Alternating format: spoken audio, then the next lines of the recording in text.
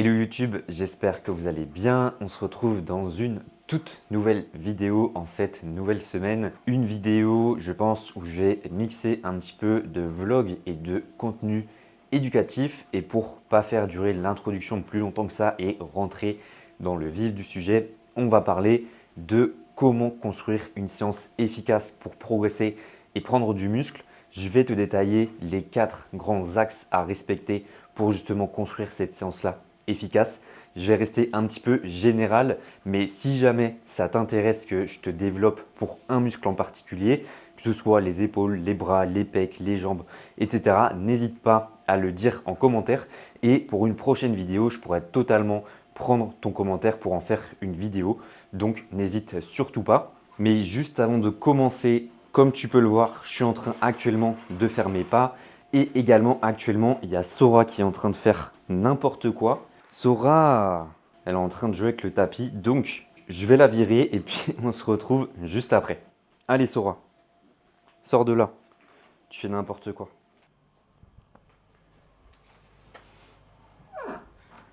Allez Soso, tu vas aller dans le salon. En plus, il y a la clim, tu vas être bien. Allez, tu vas être bien Soso, tu vas être bien.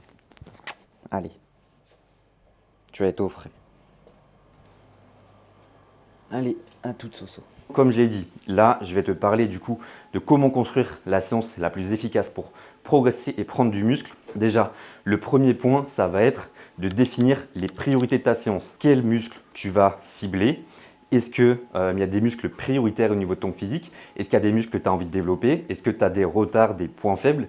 Est-ce que tu as envie de faire un focus particulier sur un muscle? Il faut déjà que tu te poses cette question-là. Sur cette séance-là, qu'est-ce que tu vas cibler? Et qu'est-ce qui est prioritaire à faire dans cette séance? Parce que c'est une erreur qui est commise énormément. C'est en fait sur chaque séance de ne pas réussir à prioriser, de ne pas réussir à faire de choix et de vouloir travailler un petit peu tout. Mais le truc, c'est que sur une séance, ton énergie, elle est limitée. Tu vas démarrer ta séance, on va dire, à 100% d'énergie, mais on n'est pas des robots et au fur et à mesure de ta séance, ton énergie va diminuer, ta motivation va diminuer, ta concentration également. Donc, c'est pour ça que sur une séance, tu ne pourras pas faire énormément de séries sur tous tes muscles et tout développer en même temps. Il faut vraiment prioriser. Et souvent, en fait, c'est justement une erreur de commise, c'est de se dire qu'on va essayer de développer un petit peu tout, mais même si sur le papier, tu peux dire que ça va marcher, au final, vu que ton énergie est limitée, tu vas être à 50% un petit peu partout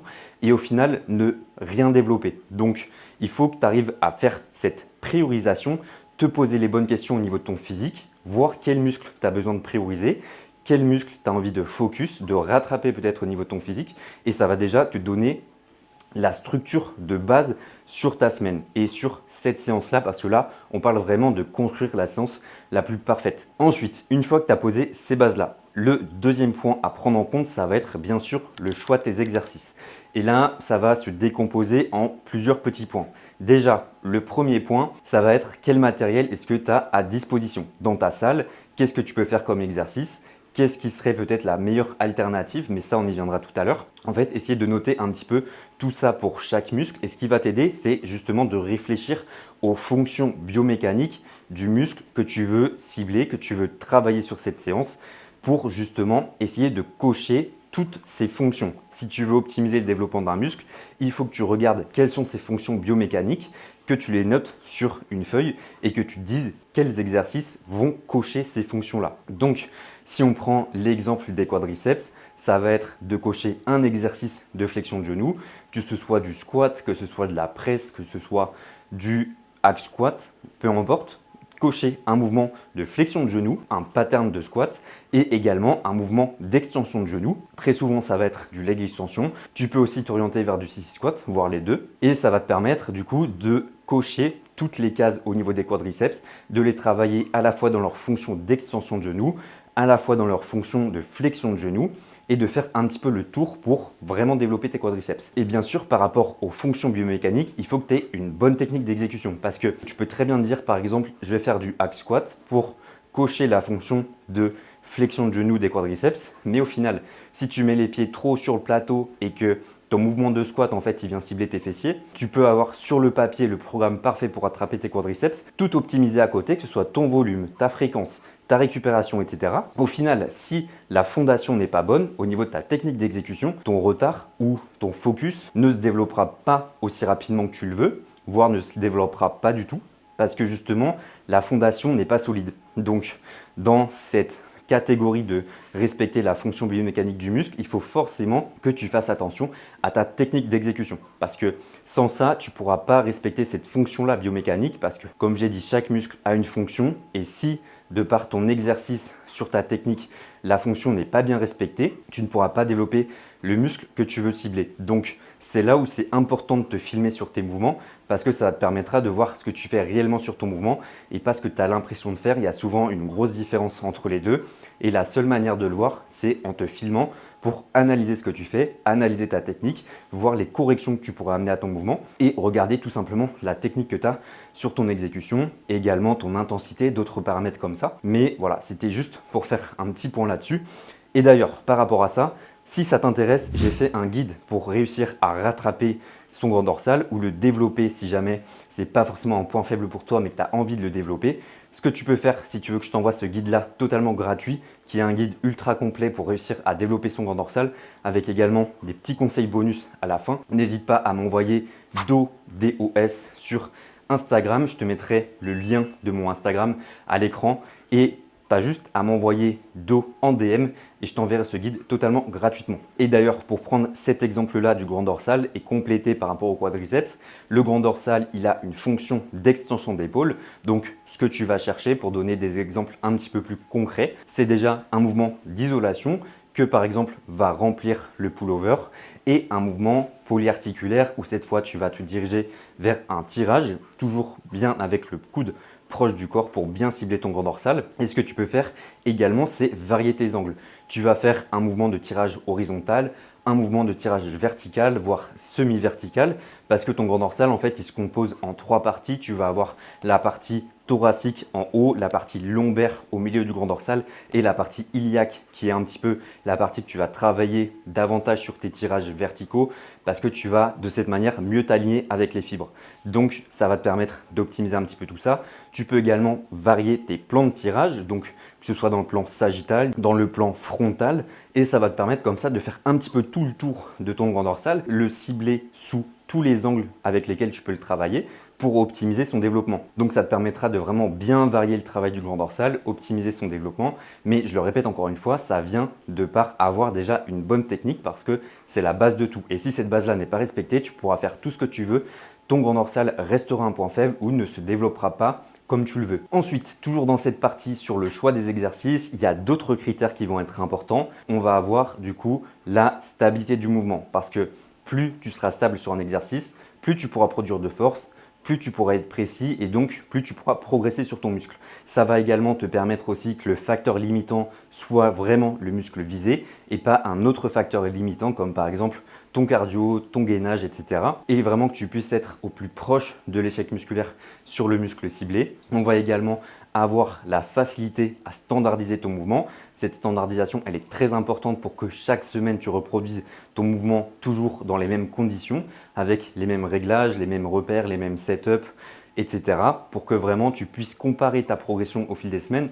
Donc la standardisation, c'est vraiment très important. La capacité aussi à surcharger ton mouvement au fil des semaines. Il y a des mouvements qui sont très compliqués à surcharger. Je pense notamment aux élévations latérales, aux haltères typiquement, où tu vas avoir le maximum de tension en contraction et souvent avec des incréments de poids qui vont aller de 2 kg en 2 kg, ce qui va être assez compliqué vu que c'est un petit muscle. Donc il y a également ce petit paramètre-là à prendre en compte. Et le dernier point, ça va être au niveau de l'adhésion que tu vas avoir à l'exercice, en gros le plaisir que tu vas prendre à réaliser le mouvement. Forcément qu'il ne faut pas que tu t'arrêtes au fait de « je n'aime pas cet exercice, donc je ne le fais pas ». Mais globalement, tu progresseras toujours mieux sur un mouvement que tu aimes faire, que tu aimes pratiquer parce que tu te donneras réellement à 200% dessus.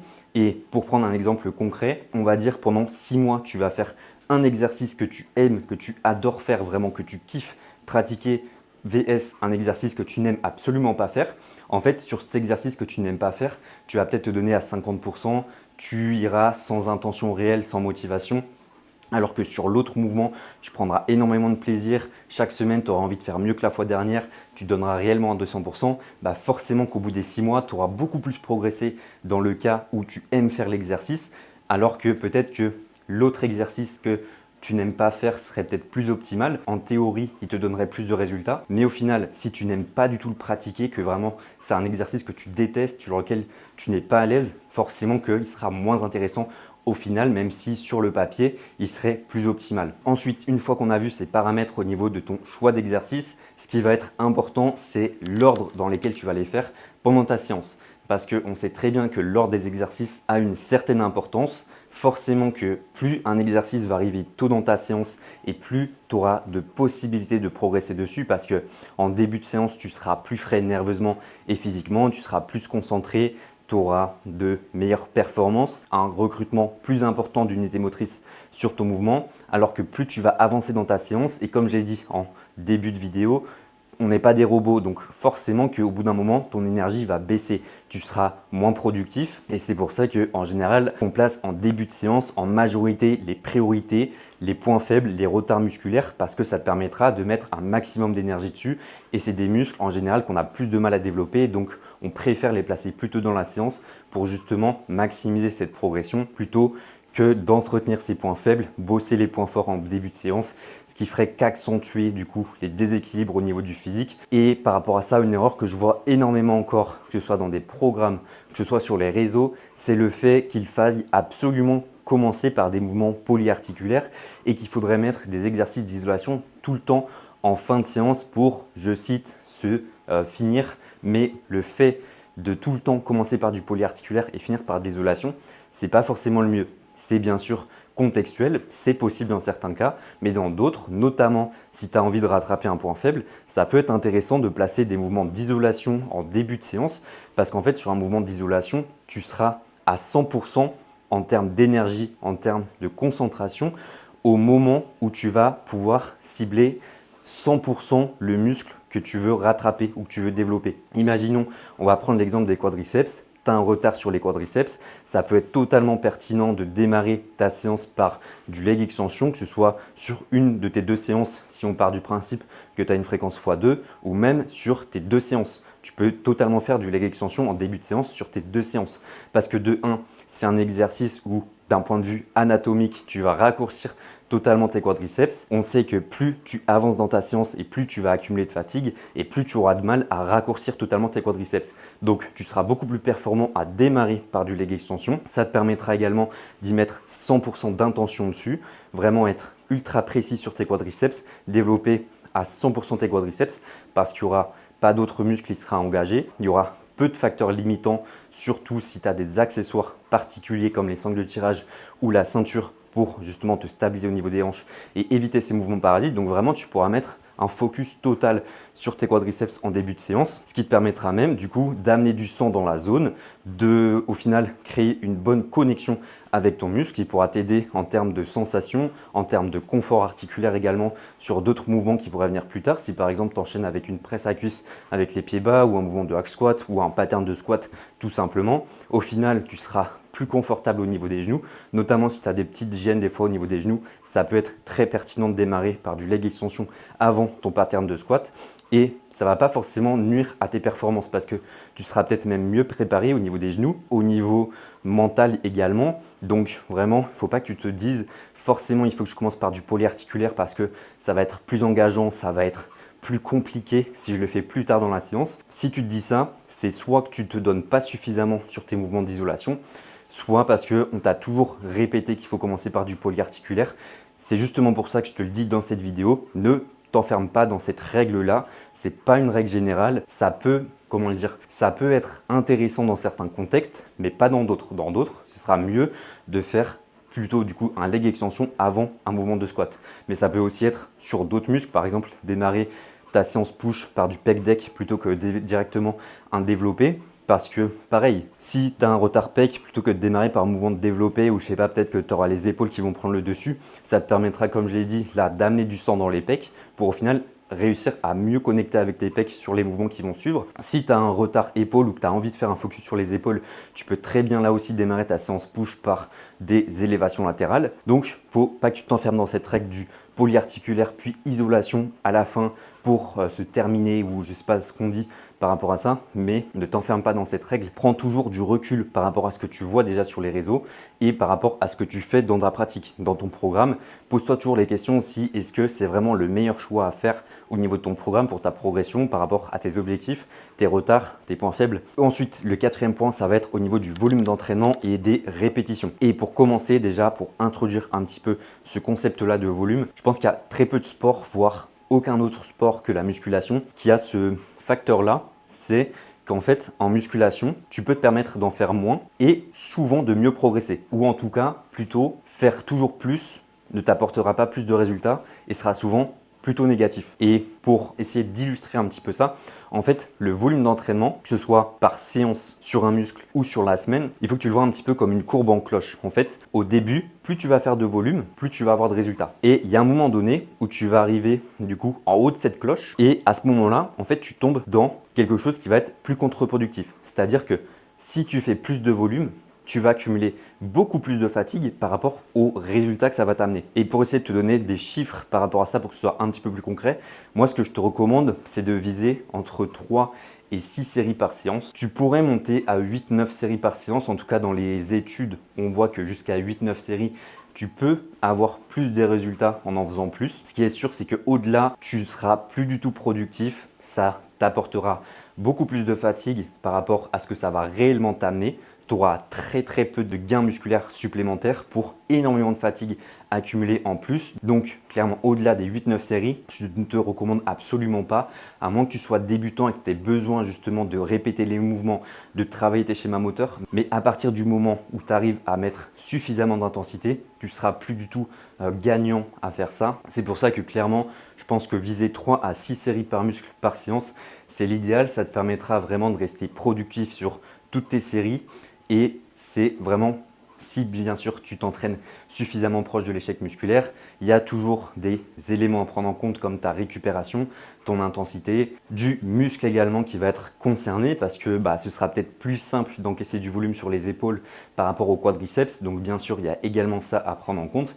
Mais globalement, on vise 3 à 6 séries par muscle par séance, en tout cas sur les points que tu veux vraiment développer. Place-les en début de séance comme j'ai dit dans le point précédent. Et au niveau d'une fourchette que tu pourrais viser sur la semaine, tu peux viser entre 10 et 20 séries. Si tu dépasses les 15 séries, je pense qu'en termes d'intensité, il faudra soit que tu puisses les répartir sur 3 séances différentes. Mais si tu es sur un format classique sur 7 jours, ça sera compliqué d'avoir 15 séries sur 3 séances, avoir une bonne récupération, réussir à progresser. Donc, mis à part pour peut-être certains muscles comme le deltoïde latéral, les épaules de manière générale, ça sera peut-être possible. Mais si tu fais un focus sur les quadriceps, je te recommande plutôt de les répartir sur 2 séances. Je sais que par le passé, je l'ai fait de faire les quadriceps 3 fois dans la semaine en essayant de répartir stratégiquement et intelligemment le volume. Mais globalement, si vraiment tu arrives à rentabiliser à 100% tes séries, à être à RIR0, il y a un moment donné où même d'un point de vue mental, tu feras pas une overdose parce que pas jusque là, mais vraiment je pense que la fréquence x2, ça reste l'idéal pour la majorité des muscles. Pour les petits muscles, tu peux peut-être monter sur une fréquence x3, mais c'est pour ça, globalement, si tu veux être assez safe, vise 10 à 15 séries par muscle par semaine sur les points justement que tu veux prioriser, que ce soit pour des focus particuliers, pour rattraper des points faibles, des retards musculaires. Mais globalement, 3 à 6 séries par muscle par séance. Et ensuite, on va dire entre 8 et 15 séries pour un point faible. Ça peut être pas mal, je pense, pour justement partir déjà là-dessus, voir ce que ça donne en pratique. Si tu vois que tu récupères bien, que tu peux faire plus de volume, alors vas-y, fonce. Oublie que t'as aucune chance, vas-y, fonce. Mais globalement, ça va déjà donner une petite indication. Vois en pratique ce que ça donne, réajuste en fonction. Parce qu'au final, tout ça, c'est de la théorie. C'est ce qui est optimal, on va dire, sur le papier. Mais il faut adapter tout ça à ton contexte à toi. Tu auras peut-être besoin de 6 à 8 séries. Ça se trouve au-dessus, pour toi, c'est totalement contre-productif. Et ta jauge maximale arrive au-dessus des 8 séries. Pour un muscle en particulier, peut-être que pour un autre muscle, ce sera 10-12 séries. Peut-être que pour encore un autre, ça sera 14-15 séries. Bien sûr, ça va dépendre totalement de ton contexte, des muscles également. Mais c'est juste pour te donner des petites indications là-dessus, pour que ça puisse t'aiguiller un petit peu, que je puisse un peu te guider, on va dire, par rapport à tout ça. Et ensuite, ça va être au niveau des répétitions. Donc, pour les fourchettes de répétition, ce que je te recommande, c'est de viser entre 6 et 15 répétitions sur tes séries. Essayer de varier ça pour chaque muscle, même si dans les études, en fait, à partir du moment où tu as un volume équivalent et une proximité à l'échec équivalente, on n'a pas vu forcément de réels bénéfices à varier ces fourchettes de répétition, mais ça peut être pas mal d'un point de vue déjà adhésion, du fait de pouvoir varier un petit peu ces fourchettes de répétition, de prendre plus de plaisir, de varier un petit peu, sortir de la monotonie, de toujours faire entre 8 et 10 répétitions sur tous tes mouvements.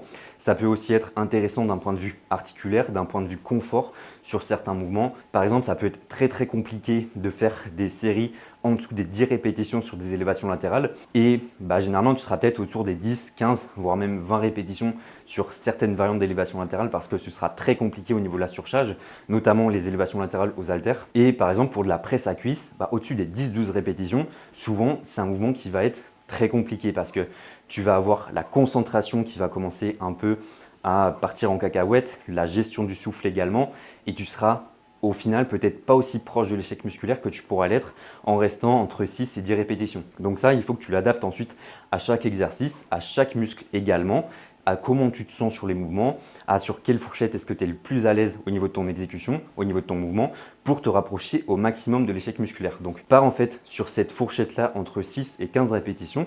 Ensuite, tu les fais varier au niveau de tes mouvements, au niveau des muscles, parce que même si dans les études, on n'a pas vu spécialement de réels bénéfices à varier ces fourchettes de répétition, il y a déjà ces avantages-là que je t'ai cités juste avant, et tu n'as en soi rien à perdre à varier tes fourchettes de répétition. Si au final, comme j'ai dit, tu as le volume qui est équivalent et la proximité à l'échec qui est équivalente, autant varier ces fourchettes de répétition, sachant que actuellement on ne sait pas s'il y a de réels bénéfices, mais dans le doute, autant le faire, plutôt que de te dire tant pis, je fais tout entre 8 et 10 répétitions, tous mes mouvements. Au final, il y a cette monotonie qui peut un petit peu s'installer et peut-être que sur certains muscles, tu progresserais beaucoup plus en travaillant entre 10 et 12 répétitions. Peut-être que pour d'autres, ce sera peut-être entre 12 et 15 répétitions. Et il y a aussi ce facteur-là de comment est-ce que tu te sens sur les mouvements, est-ce que tu es à l'aise sur cette fourchette-là. Donc, c'est pour ça que je te recommande de varier dans le doute. Tu n'as rien à perdre et ça peut être très intéressant. Donc, voilà pour te donner un petit peu d'explication par rapport à tout ça, des tips pour réussir à construire une séance la plus efficace.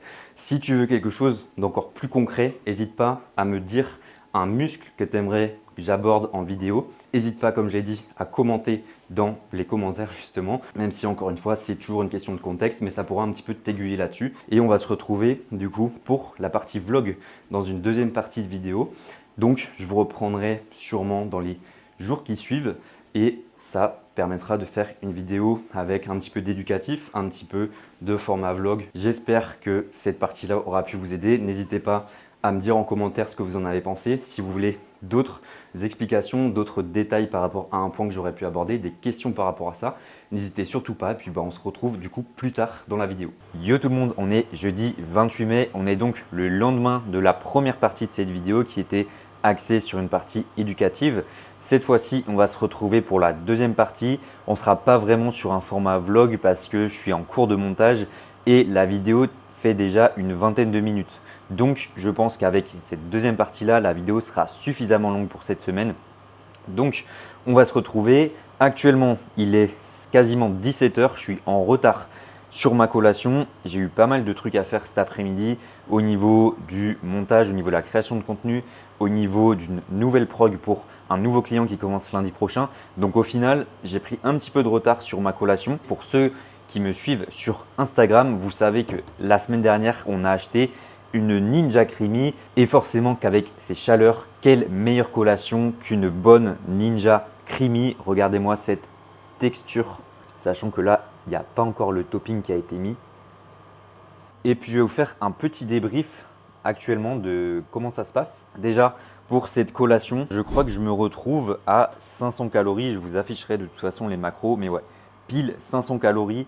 42 g de protéines, 32 g de glucides et 22 g de lipides. Sachant qu'au niveau de la composition, on va avoir du coup au niveau de la base pour faire la glace, 200 g de fromage blanc 3%, 220 ml de lait demi-écrémé et 20 g de whey, sachant que la whey c'est de la choco hazelnut de chez Life Pro. Je vais également rajouter 2-3 g de sirop d'agave histoire de sucrer un petit peu. Et derrière, en topping, je vais mettre du coup 10 grammes de chocolat 85%, le meilleur chocolat, clairement, il n'y a pas débat. Je le fais fondre au micro-ondes, comme ça permet de l'étaler sur la glace. Et je vais également me rajouter 10 grammes de noix de coco râpée. Clairement, c'est un banger cette glace et 500 calories. Franchement, c'est totalement convenable pour une collation. En tout cas, par rapport à ma diète, par rapport à mes calories, c'est parfait.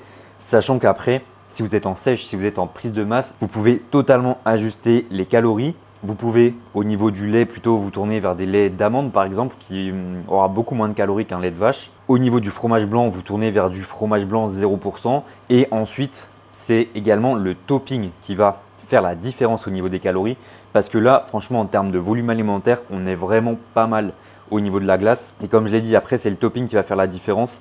Là, en soi, je me fais plaisir avec le carré de chocolat, la noix de coco. Ça peut monter assez vite au niveau des calories. Si on regarde ce que ça donne, au niveau du topping, ça me fait une centaine de calories. Donc, en vrai, ça va encore.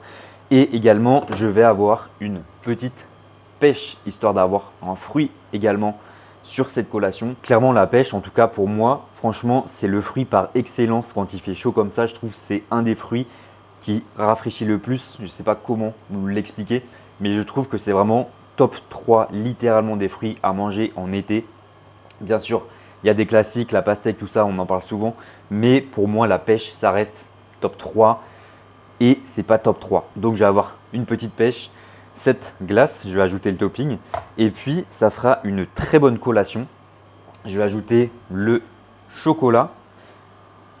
Regardez ça. Comme je vous ai dit, on a acheté une Ninja Creamy récemment. Ça fait une semaine qu'on l'a. Ça fait tellement plaisir, franchement, de se faire des glaces comme ça et surtout des glaces protéinées parce que c'est toujours cool les glaces en été. Mais quand en plus ça fit au niveau des macros, ça te fait des apports en protéines et surtout ça te permet aussi de varier un petit peu. Tu peux varier les goûts, varier les toppings. Donc en fait, c'est pareil, tu peux pas vraiment te lasser. Franchement, c'est incroyable. Je sais pas si on verra bien, mais regardez ça quoi, la texture, le goût, franchement. Whey Choco Hazelnut avec la noix de coco par-dessus, le carré de chocolat. C'est incroyable. De base, je voulais faire avec un sirop zéro, style un sirop, enfin une sauce chocolat plutôt. Mais on n'en a pas forcément commandé. J'ai regardé dans les magasins, il n'y en avait pas spécialement. Donc je me suis dit, autant faire classique avec un carré de chocolat. Et au final, c'est excellent comme ça. Et sinon, pour vous updater un petit peu actuellement comment ça se passe, déjà au niveau de ma main, je me suis fait opérer. Tout s'est très bien passé. J'ai enlevé les broches suite à ma fracture. Et actuellement, je suis du coup dans une phase de cicatrisation. Maintenant, la seule chose à laquelle il faut que je fasse attention, c'est au niveau de la transpiration parce que le temps que ça cicatrise bien, il faut éviter de mouiller la zone. Le problème, c'est qu'avec les températures qu'il fait actuellement, déjà de base, je transpire assez facilement, j'ai facilement chaud. Il faut surtout que je fasse un petit peu attention dans les entraînements à pas trop transpirer. C'est pour ça que je mets un bandage sur mes entraînements pour éviter déjà que le pansement puisse bouger et qu'il se décolle aussi avec la transpiration. Ça me permet aussi d'être un peu plus en confiance au niveau de ma main. Et d'ailleurs, pour parler des entraînements, je pense que je vous aurais mis des clips de mes entraînements. J'aurais essayé de faire au montage un truc un peu plus sympa que juste avoir ma tête qui parle. Du coup, on a changé de salle. Je ne sais pas si j'en ai déjà parlé sur YouTube. J'en avais parlé, mais ce n'était pas encore officiel. Donc maintenant, on a officiellement changé de salle. On Air, c'est finito. Maintenant, on est à Body Staff Gym, qui est un petit peu plus loin que On Air justement. Mais franchement, pour avoir une salle de cette qualité-là, que ce soit au niveau de l'ambiance avec les autres adhérents, au niveau de l'ambiance de la salle, au niveau du matériel, franchement, ça n'a rien à voir. C'est incroyable. Je reprends énormément de plaisir dans mes entraînements. Pas que j'en prenais plus, mais le fait d'avoir du matériel de cette qualité, je trouve que ça fait toute la différence. Pas forcément sur le fait qu'à On Air, on ne pouvait pas s'entraîner parce qu'on avait du matériel qui faisait très largement l'affaire. Mais là, le fait d'avoir de la variété dans les machines, de pouvoir avoir des machines avec des profils très intéressants, ça fait une différence incroyable au niveau du confort qu'on a à venir s'entraîner, de savoir que tu vas t'entraîner sur du bon matériel, des bonnes machines et d'avoir forcément cette nouveauté un petit peu parce que c'est une nouvelle salle, il y a du matériel qui est différent, tester de nouvelles machines. Forcément, ça redonne un petit entrain supplémentaire et le fait également que pendant plusieurs semaines, plusieurs mois même, j'ai pas pu m'entraîner comme je le voulais à cause de ma fracture. Là, le fait de réussir également à remettre de l'intensité, à reprendre les entraînements, pas forcément à 100% parce que bien sûr, j'ai encore la cicatrisation à finir, mais franchement, je prends énormément de plaisir dans cette salle. Donc c'est pour ça, le matériel, ça fait pas tout, mais ça a quand même un énorme impact sur ta motivation, sur le confort que tu vas avoir pendant tes entraînements. Parce que je sais qu'il y en a beaucoup qui peuvent dire que tu peux très bien t'en sortir avec un matériel même très limité, mais on va pas se le cacher et il faut pas se mentir. Vraiment avoir un matériel de qualité avec de la bonne variété et sur lequel tu peux avoir des bons setups, des bonnes exécutions, te sentir bien, avoir de la variété tout simplement, ça fait toute la différence. Donc clairement, aucun regret par rapport à tout ça. Ça va faire 2 semaines qu'on s'entraîne là-bas maintenant. Là, c'est ma première semaine vraiment complète au niveau des séances que je fais là-bas. Ça me permet aussi de standardiser un petit peu mes mouvements, en fait, de prendre ce temps-là pour aussi poser les bases, trouver sur quelle machine je vais faire tel mouvement. Au niveau du poids, la semaine dernière, mon poids n'a absolument pas bougé. Toute la semaine, j'étais à 74,8. Début de semaine, c'était également ça. Et là, le fait d'avoir repris les entraînements, d'avoir pu remettre également de l'intensité, le poids revient à la baisse. Donc là, aujourd'hui, ce matin, j'étais à 74,4. Donc la mini-cut continue également de bien avancer. Et franchement, comme j'ai dit, énormément de plaisir dans la séance. Je reprends des bonnes sensations, je prends énormément de plaisir dans mes séances. Donc franchement, je suis très très content de tout ça. Maintenant, comme je l'ai dit, le but c'est cicatriser au niveau de la main. Ça va faire un peu plus d'une semaine que je me suis fait opérer. Donc je pense encore une semaine, peut-être une semaine et demie, sachant que comme je l'ai dit avec la transpiration, ça repousse peut-être un peu le moment où ce sera totalement cicatrisé. Mais dans tous les cas, je peux m'entraîner plus ou moins comme je le veux. Franchement, quasiment partout, je peux m'entraîner comme je le veux. J'ai plus la gêne que je pouvais avoir par rapport aux broches parce qu'on a enlevé les broches. La cicatrisation en soi, ça ne me pose pas de problème. Je n'ai pas de douleur particulière. Donc franchement, je suis très content de tout ça. Et puis voilà, je vais manger cette énorme glace. J'allais dire cette petite glace, cette énorme glace. Franchement, je vais goûter en direct.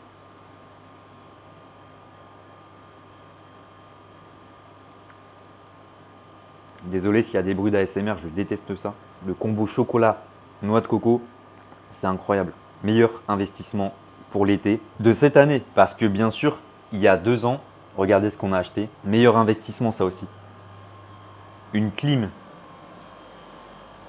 Clairement, gros banger. Donc voilà pour cette vidéo, je pense qu'elle va être assez longue. N'hésitez pas à me faire vos retours sur cette vidéo, à poser vos questions également par rapport à la vidéo éducative s'il y a des sujets sur lesquels vous voulez rebondir, vous voulez que j'approfondisse. Et puis j'espère que la vidéo vous aura plu, aura pu vous apporter de la valeur, vous aura permis peut-être d'avoir de nouvelles réflexions par rapport à vos entraînements. On va se retrouver du coup la semaine prochaine sur YouTube. Et sinon, n'hésite pas à me suivre sur Instagram parce que c'est là-bas où je partage vraiment des conseils quotidiennement, où je suis le plus présent. Donc n'hésite pas à t'abonner sur YouTube, mais à t'abonner également sur Instagram. Et puis si jamais tu es intéressé pour qu'on discute de tes objectifs physiques, sache que je suis coach en ligne si jamais tu me découvres sur cette vidéo-là.